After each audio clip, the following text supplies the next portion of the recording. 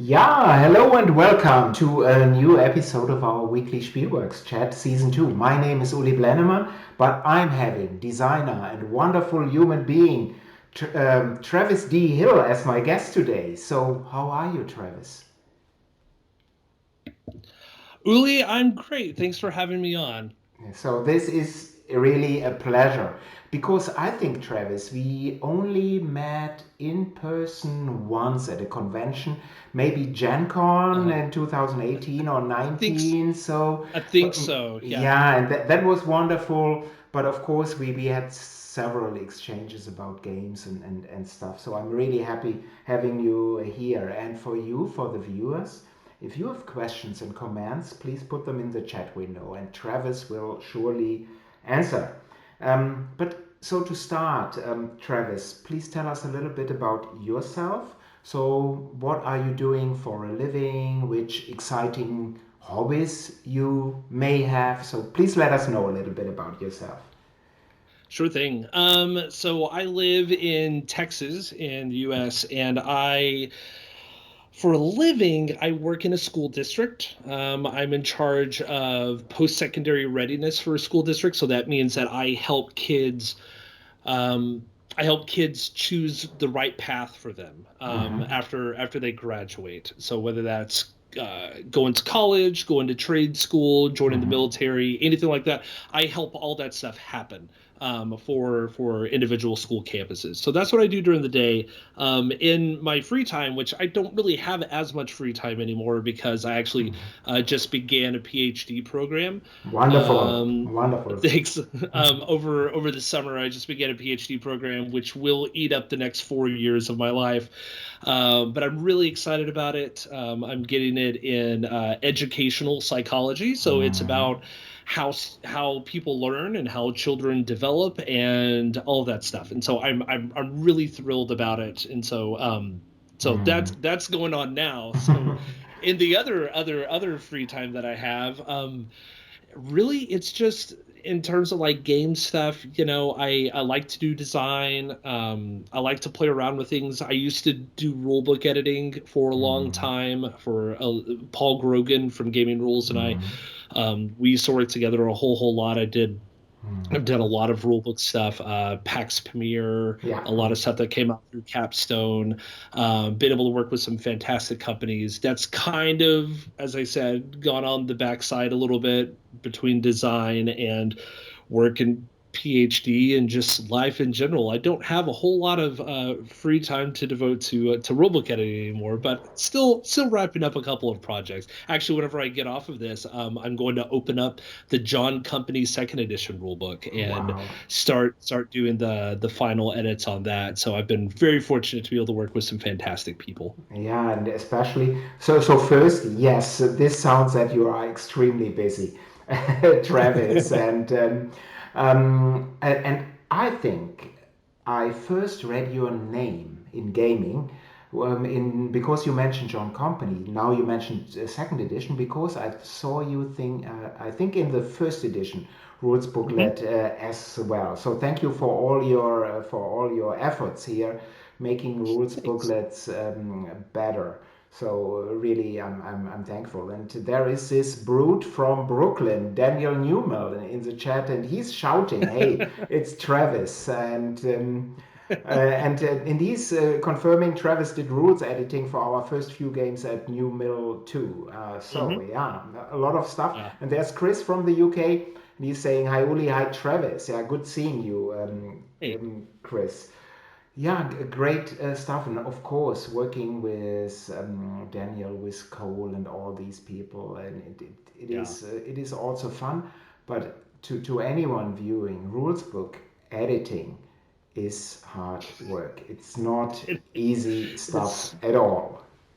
it's hard because everybody learns a different way and everybody interprets language in a different way. And oftentimes we approach rule books, we approach language with prior knowledge, right? And so a lot of the issues that we run up against, especially in rulebook editing, is that you have if I say that something is this, this, and this, that's my interpretation of it, and that's how I view it. But somebody could be bringing in past knowledge from either another Hmm. game that they've Yeah. played or something else, and so it's trying to find that breakdown of, okay, how do I explain what a deck building game is? I have to explain what a deck building game is, but I don't have to explain how to roll dice. Okay, Yeah. that's a Yeah. little overkill, but trying to find that, and so It's it's hard. It's a hard thing because it is very subjective, and it doesn't matter how many edits a game goes through and how many people's eyes it happen. At the end of the day,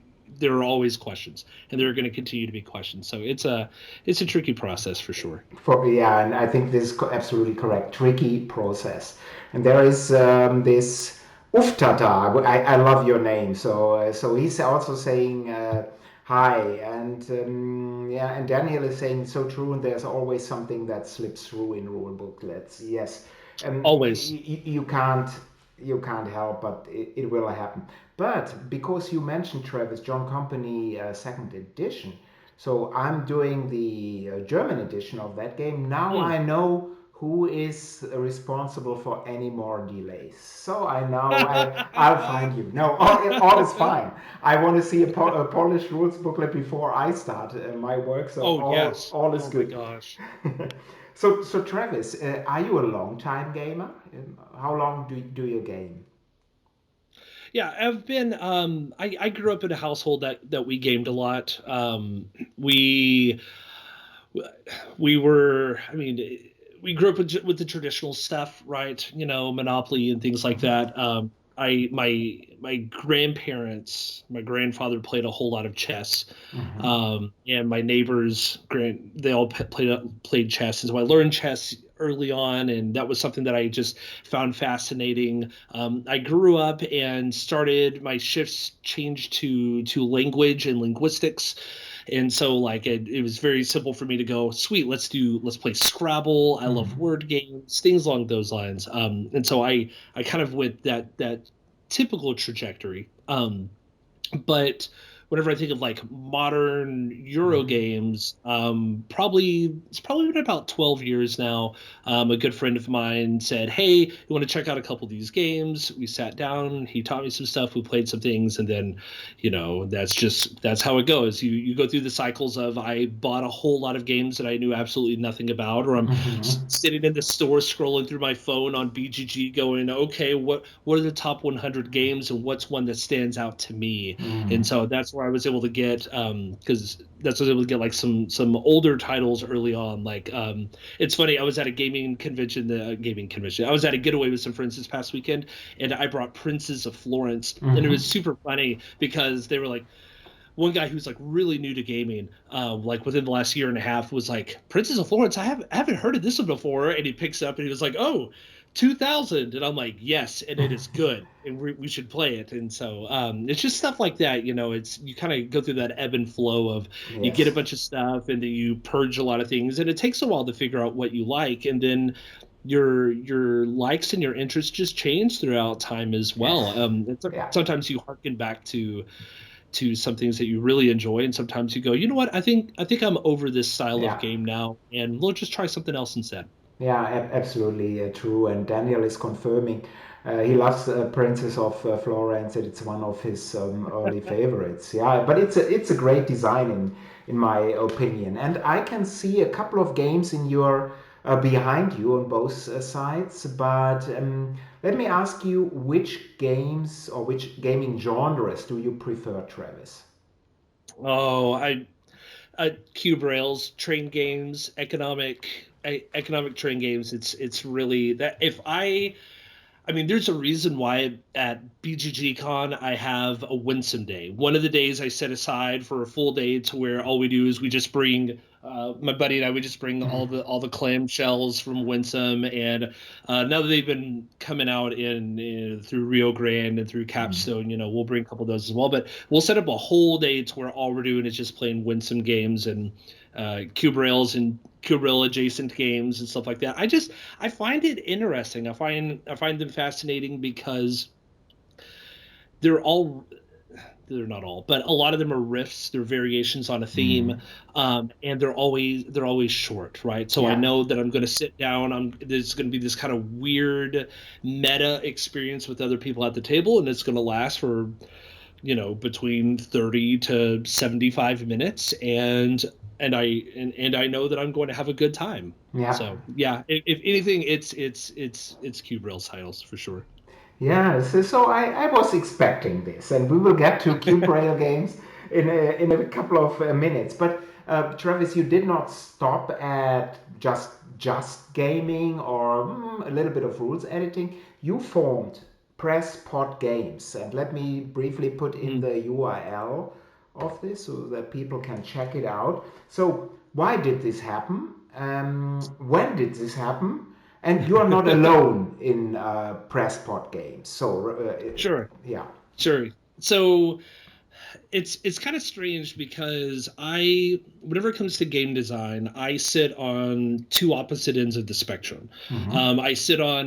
I sit on cube rails and economics and trains and all of that stuff. But then the other side of it, I do indie tabletop role playing games, and so for a lot of people, they seem like there's nothing in common between the two things. That cube rails are over here and tabletop RPGs are over here. Well, here's the thing: is that tabletop RPGs are all about the experience that you have at the table. Mm-hmm. It's all about creating this story as you Mm-hmm. go, and it's all about how what I do interacts with what you do and interacts with what she does, what interacts with what they do, and that's how an RPG, a good tabletop RPG, does Yes. it elicits emotions, right? But then the other half of that, whenever it comes to cube rails, because there's so much shared incentives of what's going on, my buddy, who's not much of a train gamer, he always says that cube rails titles feel like semi-cooperative games Mm-hmm. because there's always this, well, we got to work together to get to this point, but I'm still trying to beat you, and so there is some inter intermixing of ideas and feelings between a good RPG and a good cube rails game because it's all about reading other people at the table. Now, one obviously is competitive and one's cooperative, um, and so even though they feel opposite, there's a lot of stuff that works between the two. And so whenever I first started designing, I kind of did the traditional game design thing of I had a whole lot of ideas and I made a lot of stuff and all of it floundered and all of it floundered and there was just I have I don't know 15 or 20 folders on my computer of just like game designs that are never going to see the light of day. And a friend of mine said, "Hey Travis, I know you're thinking about Mm-hmm. RPG stuff. Kickstarter has this campaign going on called Zine Quest, where you can make a zine, right, like a Yeah. DIY foldable booklet. You can make a zine that's just all about RPG stuff." And I went, "Sure, let's do it. Let's run with it." And so I designed and put together my first title. It's called Reunification, and I was like, "Well, I need to have a name." And so I was like, "I like coffee. I like coffee." And so I was like, "Well, Presspot Games, no one owns that yet, so that seems like something that I could do." And so Presspot Games was just this thing that I stuck on the first zine that I made. Yeah. I didn't realize I was going to continue to make more zines. I didn't realize that I was going to put together that I was going to put games together like Cardrails and like I need to put a moniker under something. And then we kind of just transitioned that to the rulebook editing as well. So that Presspot Games is just kind of the main title of the company of what I and a couple of friends of mine we do some rulebook editing out of. We do game design stuff out of. It's just all kind of housed under one nice place. But really, truthfully, Presspot Games is like 98% me and everything that I do and all the stuff that I make, and then like the 2% is a friend here pitching in or a friend Mm. here pitching in. But it's neat. But it started just because I needed to have a name for something, and because that's what everybody does. And so I was like, yeah, Yeah. sure, let's just do it. Let's make this. And so I made a name, and then now it's just a thing that I do.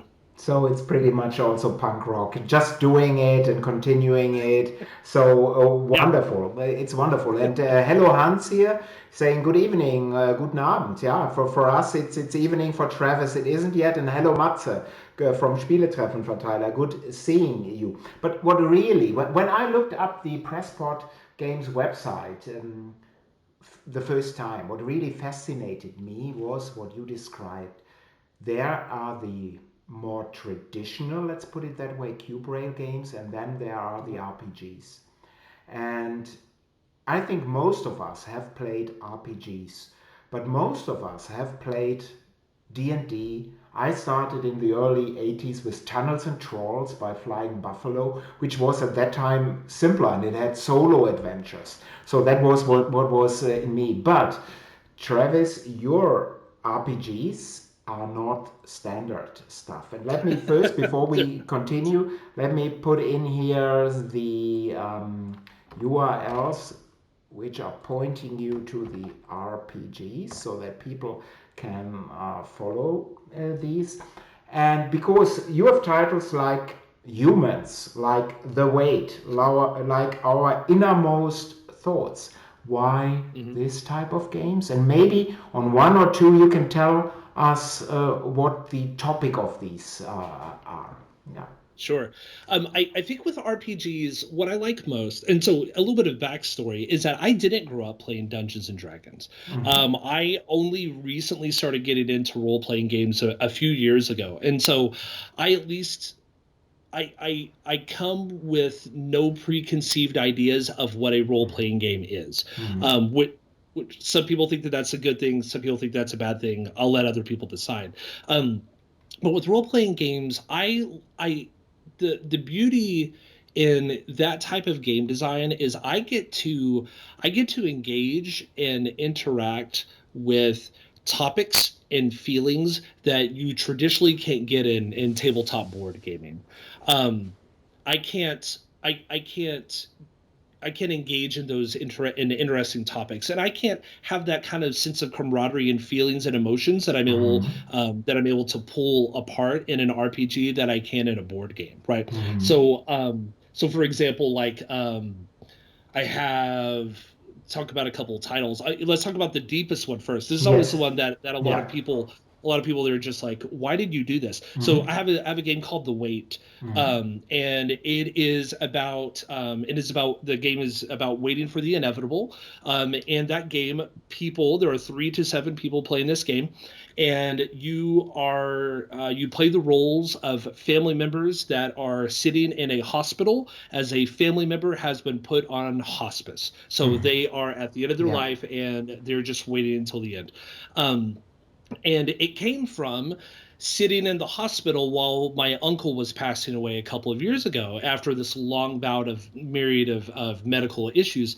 And it's not about it's wild because it's not about death. The entire game is about the conversations that people have while they're waiting.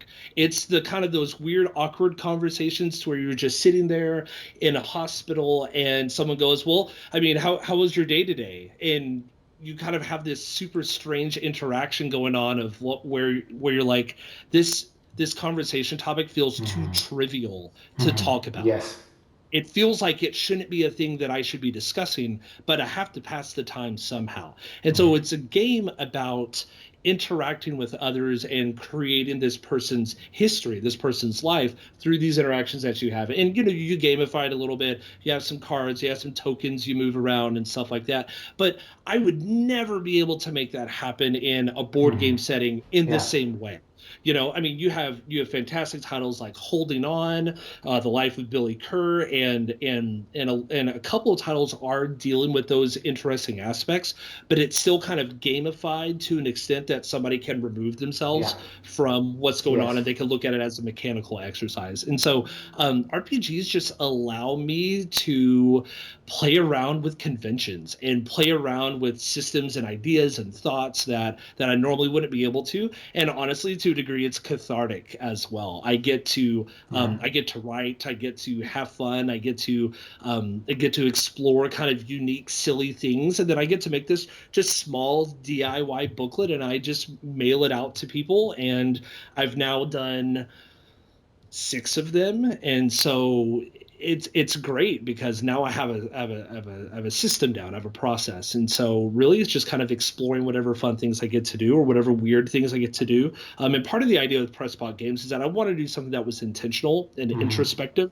So like our innermost thoughts is comprised of predominantly solitaire RPGs, and it's all about self-reflection. It's all about introspection. Humans is a game that involves people putting on you play the role of a non-human who is attending a human party, but you have to try and fit in. And so not that I meant it this way, but a lot of people have seen that as masking. So people who are on the autism spectrum, they have to mask some of their emotions and some of their feelings and some of their responses with people, just because they want to make sure that they fit in, even though they shouldn't or need to fit in that way.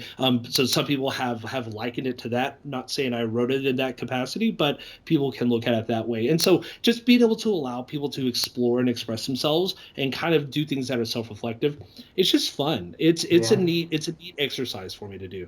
Yeah, it fascinates me a lot, really. And I think you made a great point here in board games. And we have in board games also, as you know, these so-called serious games. For example, this Guilty Land by Amabel and Holland Spiele, and or the cost from Spielworxx. But as you said, and I think you made a very important point, it is possible in both games or in all games to withdraw yourself from the picture and just look at the cost or at this Guilty Land from a mechanical point of view.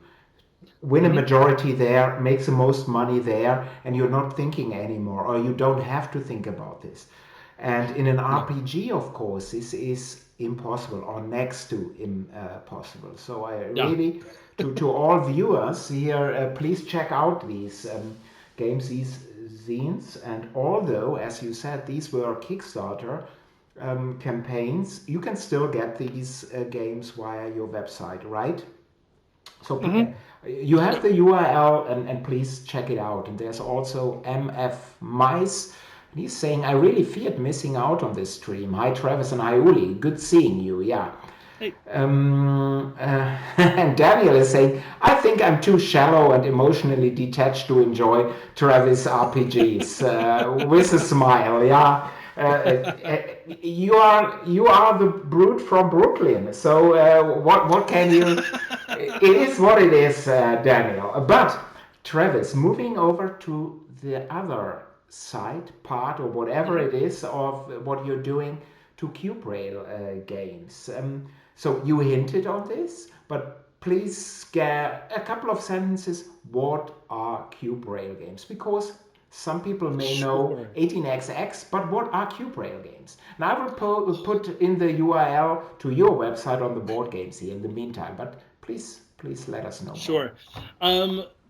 It's hard. So Cardrails, and I will try to keep this one short, because the issue with calling something Cardrails is that not everything is Cardrails, right? And there are games that are under the Cardrails umbrella that don't have cubes or don't have rails, and people are like, why are those the Cardrails games?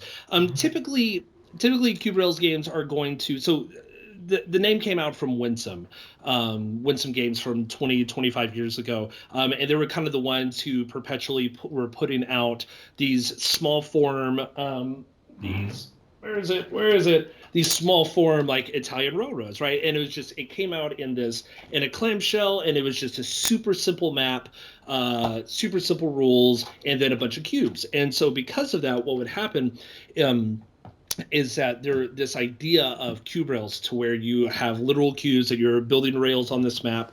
A lot of the games have shared incentives. So companies, you provide your own poker chips, your own player money, and they're typically about the meta game of what's going on at the table. So cube rails games that people might know would be games like Chicago Express, Northern Pacific, Irish Gauge, Iberian Gauge, Paris Connection. Those are all cube rails games that have been licensed from Winsome and have gotten big box editions, is what it is. And so whenever I think of a cube rails game, I have like a general idea of what they are, because I played a whole lot of them, but they don't necessarily fit into this standard category. But as I said, they're shorter games. They typically play like Northern Pacific, you can play in 15 minutes. Some of the games will go up to 75 or 90 minutes. It is not an 18xx game, even though Winsome did put out 18xx titles. This is an in-between. I would not say that it is a step up. A lot of people think that Cube Rails games are 18xx light games. I think that's a misnomer, because I think they're very different games with very different feels. Yeah, I would certainly agree. I've played a couple of Cube Rail games, and they also give a different feeling. And what always fascinates me is how popular train topics are. And I have no real good answer. I can just guess that trains, locomotives, and all of this stuff fascinates a lot of people. But Sure. but there's there's so much room for different kinds of games. So not all games need to be 18xx. So there's more than enough room for Cube Rail games for sure. And because I did a little bit of homework, your two latest entries in Cube Rails aren't published or weren't published by Podpress Games, but these are Westward Rails, and this game is published by one of my favorite companies, by Hollandspiele. So what is Westward Rails? So what is in this Cube Rails spectrum? Where is Westward Rails? Sure thing. So Westward Rails, funny story. Right about 2 years ago, around this time, I started putting together Westward Rails. I had an idea that I wanted to do some cube rail design work, and so I took ideas from a lot of cube rails titles, and I thought, how could I put this together in a cohesive way, but then also, most importantly, make it my own. One of the other interesting things about cube rails games is that a lot of them riff off of the same system, and so you'll have, say, Chicago Express, and then you'll have 3 or 4 other titles that are very Chicago Express similar. You'll have, say, Pompous Railroads way back when. You have 3 or 4 other titles that have come out since Pompous that are just like riffs on the system. And they're all put out by Winsome Games typically. And so I thought, hey, Winsome, they were starting to shut down at the time. They were getting to the point that they weren't going to do as many. And I went, you know what if I designed one? I knew Amabel. I had been friends with Amabel for a while. And so I was like, she has designed a couple. Why can't I design a couple? And it's because there's been kind of this mystique behind cube rails of only a couple people designed them. And I'm like, really only a couple people? So I was like, maybe I'll give it a shot. I'm not saying that I'm going to be like a big fancy designer, but like this could be a fun thought exercise. So I put it together, and it ended up doing well. It really focuses on route building. My favorite thing about Cube Rails games is timing. I like it whenever you have to make a difficult decision of, do I place this cube here or make this decision here that sets off a chain of events.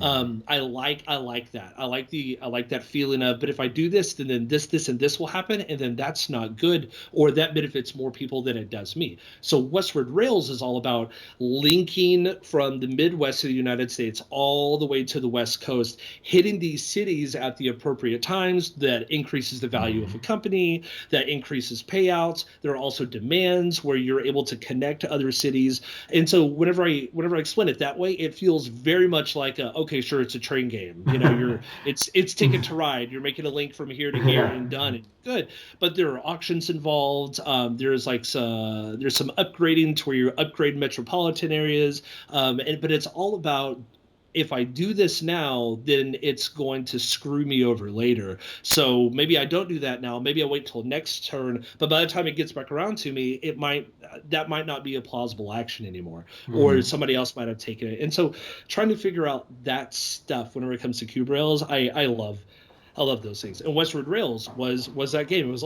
all about building the longest and the best route that you can and hitting it at the right time. Yeah, and there is here in the chat there. First is there's Marcus. Good seeing you, Marcus. He's saying late to the party as usual.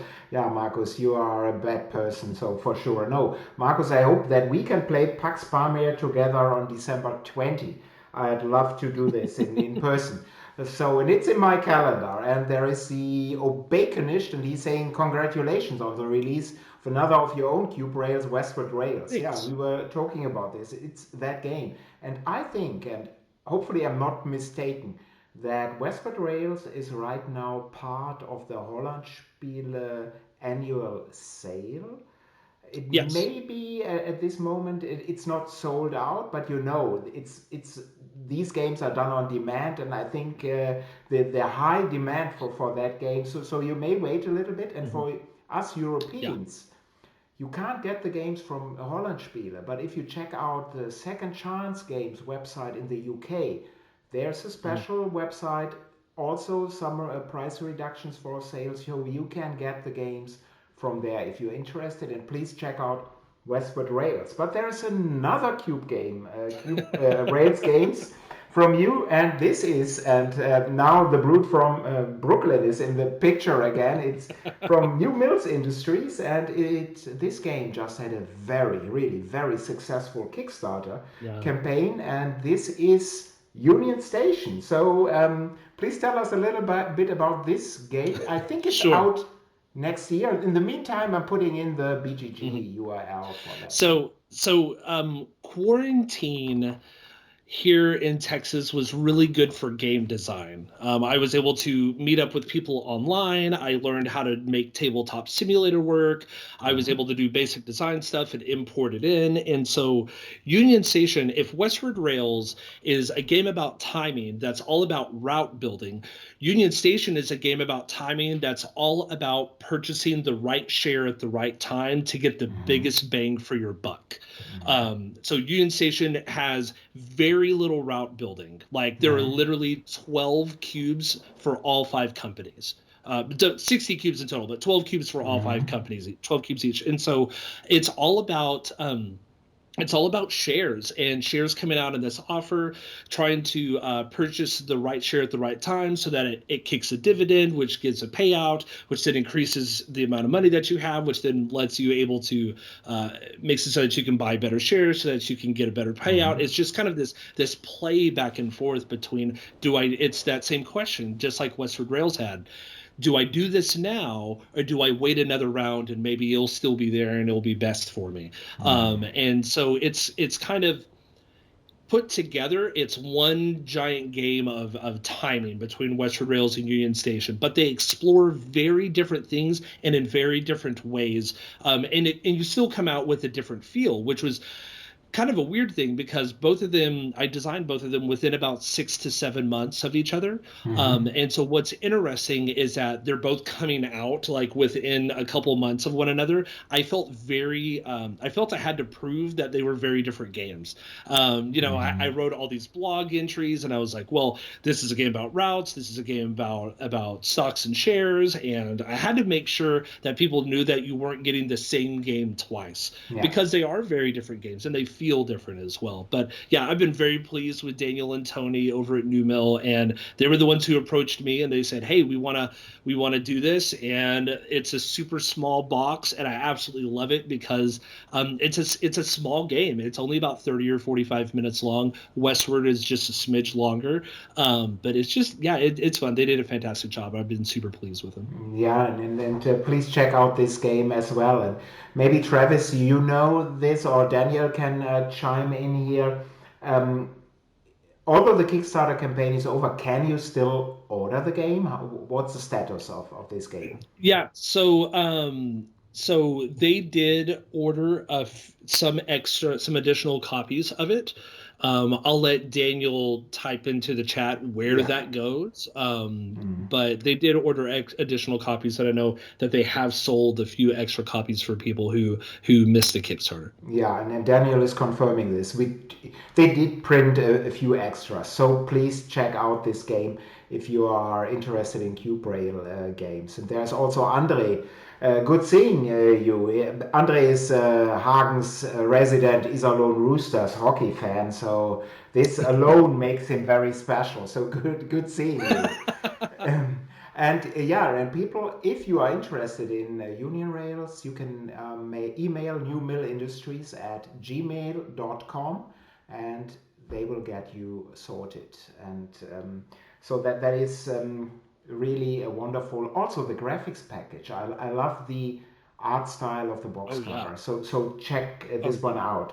So let's assume I'm new to Cardrail games, which is not really true, but let's assume I haven't played one.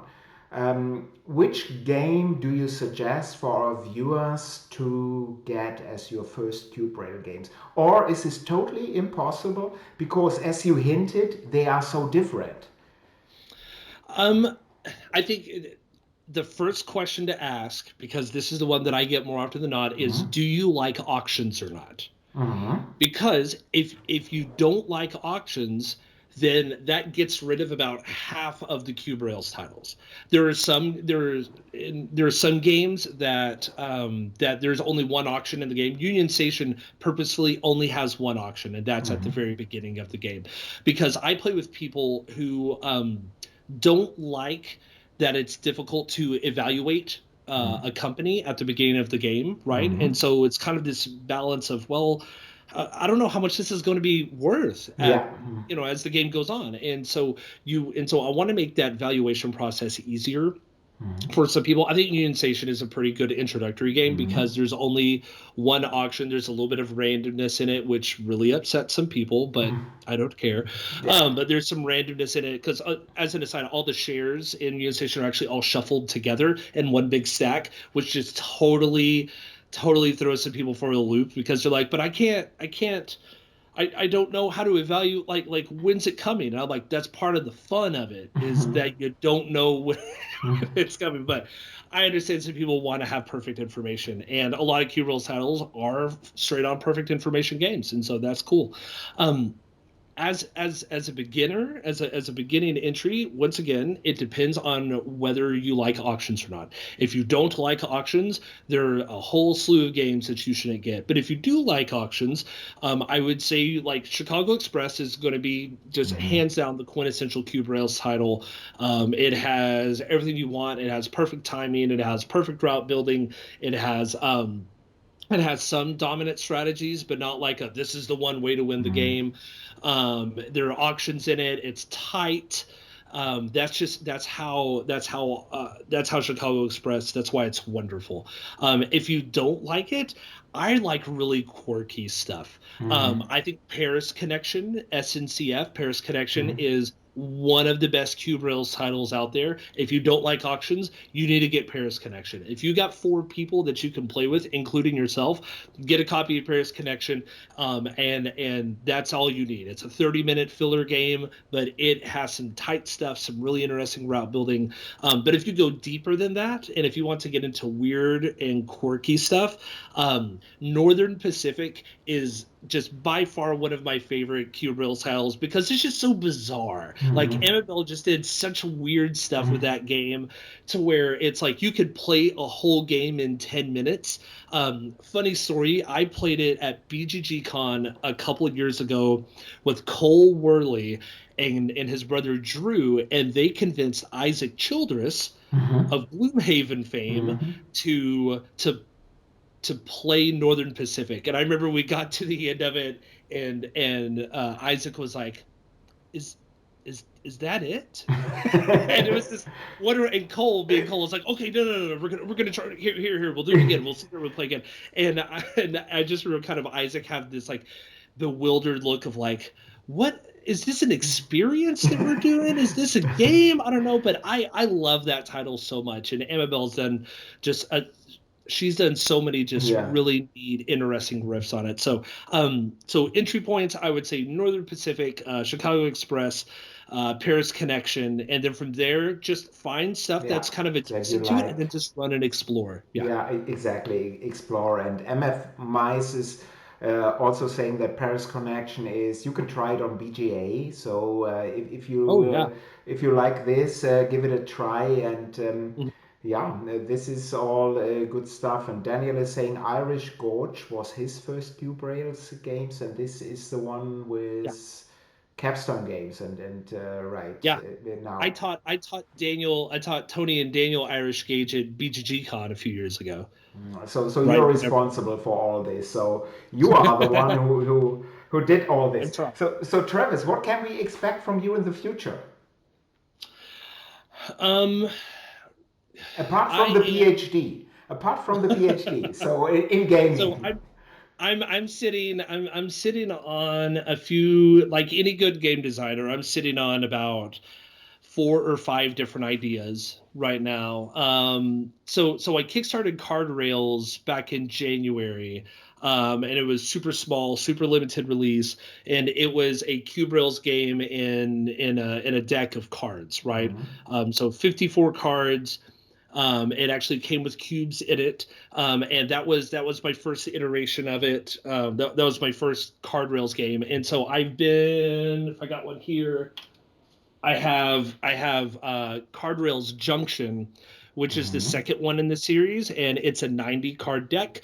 And my original thought was to put this on Kickstarter in January. I think I'm going to wait until summer, one Mhm. because of the PhD program, and I don't need to spend a weekend or two Mhm. packing up these games. I need to spend a weekend or two reading books and journals and stuff.